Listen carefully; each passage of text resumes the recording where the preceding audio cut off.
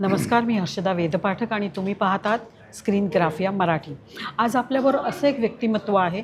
अनेक वर्ष मालिकांमध्ये ते आहेत आणि पडद्यामागचे राजा आहेत. हो, खरंच राजा आहेत, कारण त्यांनी जितक्या सिरियल दिग्दर्शित केल्या, जितक्या सिरियलमध्ये त्यांचं इनपुट राहिलं आहे, त्या सगळ्या सिरियल सुपर, साधं सुपर नाहीच, सुपर डुपर हिट ही त्यांची खासियत आहे. आणि मी आता तुम्हाला त्यांचं नाव सांगते. त्यांचं नाव आहे राजन वाघदारे. मराठी नमस्कार. माणूस आहे, पण हिंदीमध्ये जास्त रुळला आहे आणि ते आता एक त्यांची जुनी सिरियल आहे त्याला परत नवीन स्वरूपात आणत आहेत. तर त्यांचा प्रवास आणि नवीन सिरियल आपण जाणून घेणार आहोत. राजनजी, नमस्कार. स्वागत आहे तुमचं स्क्रीन Thank you. ग्राफियामध्ये. अच्छा, एक मला सांगा की श्रीमान श्रीमध्ये तुम्ही श्रीमान श्री हो. श्रीमान श्रीमध्ये तुम्ही परत आणत आहात. ते परत आणण्यामागचं कारण काय आहे? नाही, आता सॉरी, ही स्त्री ना ऑफिस ऑफिस मग ती तुम्ही रिहॅश करत आहात. शिवाय ती माझी ओरिजिनल होती आणि ऑफिस अगोदरचं व्हर्जन राजीव मेहराने केलं होतं. आता हे सेकंड व्हर्जन तुम्ही करता. तर राजनजी सांगा की ऑफिस तुम्ही परत आणत आहात. मालिका सुपर गाजलेली ती, तर परत आणण्यामागचं कारण काय आहे? एक तर काय की खूप आयकॉनिक शो होता तो आणि ऑफिस एक कॉन्सेप्ट असा आहे ना, ते कधी न संपणारा कॉन्सेप्ट आहे. कारण ह्याच्यातला जो नायक किंवा नायिका असते ती सतत सिस्टमच्या विरोध म्हणण्यापेक्षा सिस्टमशी लढत असते की काही कामं होत असतात, काही गोष्टी ठिकाणी रिश्वत घेतली जाते वगैरे अशा प्रकारचं चाललेलं आहे. तिकडे ती लढत असते. त्यावेळेस ते पंकज कपूर होते त्या सिरियलचे जे मेन लीड होते ते, तर ते प्रत्येक गोष्टीमध्ये लढायचे, सिस्टमच्या विरोधात जाऊन लढायचे की असं का तसं का, टोटल करप्शनच्या विरोधात.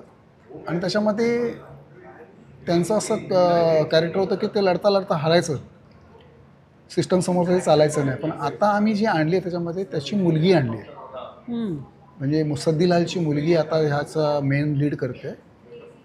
तर तिची पण लढण्याची पद्धत वेगळी आहे. ती त्याच्यासाठी बॅकफूटला जात नाही, ती फ्रंट फूटला जाऊन लढते आणि प्रत्येक तिचा जो काय प्रॉब्लेममध्ये तिने एंटर केलेलं असेल तर सक्सेसफुल होऊन बाहेर निघते. आणि लोकांची डिमांड होती की नॅचरली ज्या जुन्या चांगल्या सिरियल, कोणाला विचारलं, आज तुम्ही विचारलं तर जुन्यासारख्या सिरियल नाही आहेत. त्याच्यामुळे त्यांची एक नेहमी डिमांड असते, सायलेंट डिमांड असते की जुन्या सिरियल परत यावं. आणि चॅनलचं देखील असतं की तुम्ही ट्राय करूया आपण. आणि प्रोड्युसरनी पण त्यातनं होकार दिला की आपण बनवूया. पण बनवताना ते आताचे कंटेम्पररी जे प्रॉब्लेम्स आहेत ते इन्कॉर्पोरेट त्याच्यात करायचे.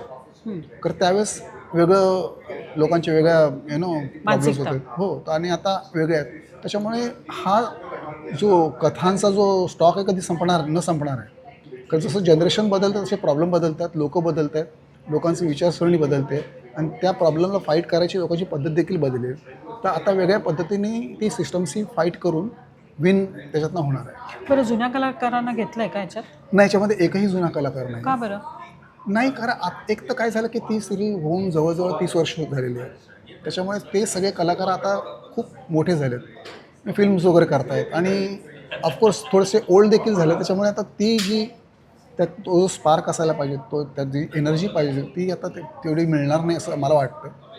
आणि एक नवीन जनरेशनला परत स्कोप दिला पाहिजे, कारण आजची जनरेशन आजच्या लोकांना बघायला मागतं. आता आमची जी हिरोईन आहे ती आजची आहे, की सध्याची मुलगी कशी एखाद्या प्रॉब्लेमसाठी लढेल, तर तो ह्याच्यामध्ये दाखवायचा प्रयत्न केला आहे. आणि ॲप्रोप्रिएट हेच आहे की सध्याची रनिंग जे लोकांना आवडतं त्याच ट्रेंडने जाणं आवश्यक आहे. बरं, नवीन सेटअपसाठी कलाकारांची निवड कशी केली? मोस्टली आपले ऑडिशन्स घेतल्या होत्यात आणि आमचे प्रोड्युसर उमेश मेहराजी आहेत, त्यांनी की बऱ्याचशा ऑडिशन्स मागवल्या होत्या किंवा कुठल्या सिरियलमध्ये काही कलाकारांचे परफॉर्मन्स बघितलेत. म्हणजे याच्यामध्ये अगदी नवीन कलाकार नाही आहेत, ह्या लोकांनी देखील भरपूर कामं केलेली आहेत. पण त्यांच्याएवढे फेमस, आणि जुन्या ऑफिसमध्ये पण ज्यावेळेस त्यांनी काम केलं होतं त्या कलाकारांनी, त्यावेळेस पण ते फेमस नव्हते, त्या सिरियलमध्ये ते फेमस झाले. तसेच हे कलाकार देखील तसेच फेमस होतील आणि सगळे चांगले कलाकार आहेत. सुमित चोप्रा आहे, की श्रुती आहे, हे सगळे कृष्णा भट आहे, हे लोक सगळे. आणि त्यातून आम्ही एक नवीन कॅरेक्टर आता टाकलं आहे, ते सुचेता खन्ना करते. ती मुसद्दीलालची बहीण, म्हणजे आमच्या हिरोईनची बुवा. ते एक खूप छान कॅरेक्टर आहे. की तिने अजूनपर्यंत लग्न केलेलं नाही आहे. ती मुसद्दीलालच्या मुलीला सांभाळायचं म्हणून अजून लग्न केलेलं नाही. तर तिचं एक मस्त कॅरेक्टर, ती अजूनही मुलगा शोधते. म्हणजे तिचं वय सरून गेलं आहे, पण अजूनही कधी उमेद आहे कधीतरी येईल म्हणून मुलगा वगैरे. छान कॅरेक्टर आणि तिला नेहमी त्याच्या प्रॉब्लेममध्ये आणि त्या फाईटमध्ये ती मदत करत असते. ओके, की आपल्या प्रेक्षकांच्या रेफरन्ससाठी तुमच्या सिरियल्सची नाव घ्याल, कारण मला माहिती सगळ्या तुफान गाजलेल्या आहेत. तर माझी ॲक्च्युली पहिली सिरियल जी होती मराठीतनं मी सुरू केलं होतं, आवाज, निष्पाप आणि आभास, या 3 सिरियल मराठी मी अगोदर दिग्दर्शित केलं. त्याच्यानंतर मला अधिकारी ब्रदर्स जे आहेत ना, त्या लोकांनी बोलवलं होतं एका शोसाठी. त्या शोचं नाव होतं श्रीमान श्रीमती आणि तो सिरियल माझ्या आयुष्यातला टर्निंग पॉईंट ठरला आणि ती सिरियल एवढी हिट झाली की त्याच्यानंतर मागे वळून बघितलं नाही. त्याच्यानंतर मग मागोमाग सगळ्या यस बॉस आली, ती एक 7 वर्ष चालली. मिसेस माधुरी दीक्षित, मनीमॅन.com, हम पांचचं सेकंड सीझन केलं आहे. त्याच्यानंतर यम है हम, किंवा आता भाभीजी घर पर आहे त्याचं 2 वर्ष मी करत होतो. CID मी केली 2 वर्ष. असं बरंच काम करत करत करत आता एक सिनेमा देखील मराठी येतो आहे माझा, कधी प्रेम कधी गोंधळ, आणि हिंदी सिनेमा केले 2 मी. एक लव का तडका अधिकारी ब्रदर्ससाठी, आणि बेवडादास एक स्कूफ कॉमेडी आहे, ती सहारासाठी केली होती.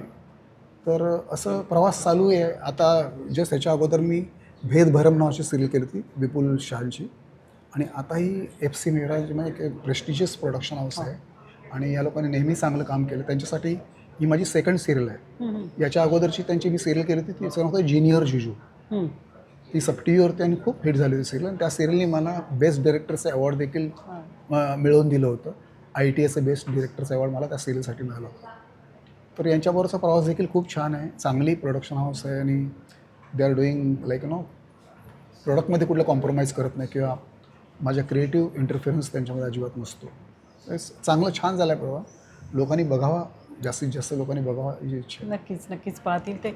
बरं, राजन वाघधरे नाव घेतलं ना तर मालिकांचा बेताज बादशाह, म्हणजे त्याला जुनं तुम्ही टॉपिक जरी दिला तरी तो माणूस इतक्या वेगळ्या प्रकारे सादर करतो, ही राजन वाघधरेंची खासियत.